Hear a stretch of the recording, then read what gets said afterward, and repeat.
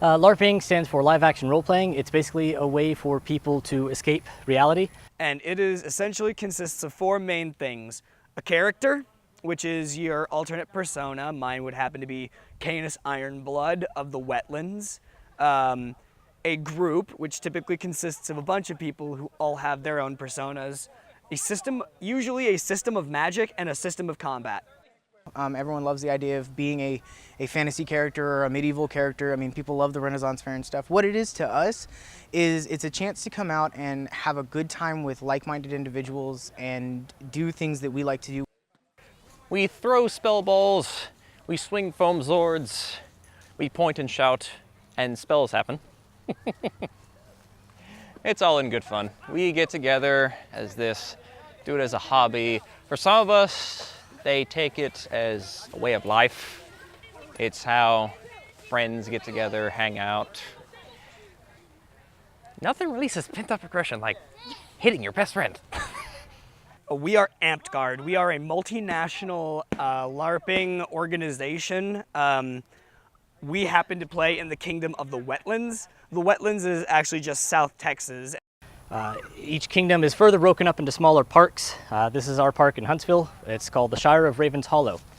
So we have a lot of different groups, and that's really where the interaction comes in, is not necessarily individuals, because individuals look at you and go, I'm your friend, I can be your friend in the game, out the game, whatever. We have people who their characters hate each other, but they'll go out for drinks after the game. I mean, that's how the individual things work. The real interpersonal relationships comes with our groups. So we have fighting companies that are groups of people who band together to fight together. Or you have companies that get together really well and do a lot of really good things and all that kind of stuff. Now, everyone's friendly. At a kingdom level event, usually it's a lot of different parks. All of these places, we conglomerate or we come together and we all play in one huge event. The king is sworn in and you know, he starts his reign, and that's usually like 150 people to 200 people will show up to this event, and there'll be everything from arts and science competitions to tournaments, like in a usual bracket style, where people will test their combat skills against one another. And then there are you know, just massive games, like huge amounts of people just fighting without the rules, class games, and usually there's one big quest game. Our game has taken strides to bring safety to the forefront. Now, injuries that happen in the game are not combat related. I don't hit you with a stick and you go, ow God, my arm is broken. It's more you run into a tree, ow God, my face is in a tree. That's kind of how our game works now, is the environment hurts our players more than our players do.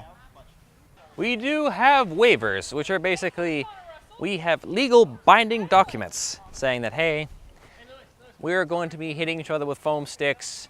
There's going to be a lot of running, a lot of swinging of the swords, probably some slipping and falling. You might get a few bumps and bruises. The most common injury is, you know, you get hit in like the neck somewhere, you say, hey, I need a minute, or some of the male players, when they get hit in the groin, like how I myself earlier took a shot to the groin. It did hurt. I had to step out for a minute. We use foam weaponry. We don't use anything. We make sure that all of our weapons are held to a very high standard, in that the weapon construction in Amtgard is very rigorous. Player safety is a very big concern for Amtgard. We're here to have fun. We're here to let out stress. We don't want to see any of the other players get hurt.